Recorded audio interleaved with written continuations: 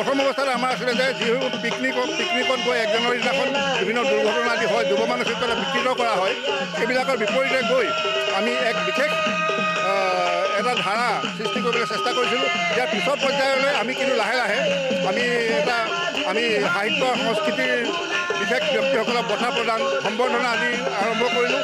লগতে আমি আমাৰ উঠি অহা প্ৰজন্মক উৎসাহিত কৰিবৰ কাৰণে আমি কিছুমান অনুষ্ঠানৰ আয়োজন কৰিছোঁ। উঠি অহা প্ৰজন্মক আপোনালোকে দেখিছে যে কণ শিশুসকলে এটা সত্ৰীয়া নৃত্য পৰিৱেশন কৰি আছে। আৰু ইয়াৰ পূৰ্বে খন্তেক আগতে আমাৰ উত্তৰ-পুৰুষ আমাতকৈ বয়সত ডাঙৰসকলে 60 ঊৰ্ধ ব্যক্তিসকলে ইয়াতে এটা বিশেষ কোৰাছ প্ৰদৰ্শন কৰিলে, যিটোৱে আমাক উত্তৰ প্ৰজন্মক উৎসাহিত কৰিছে।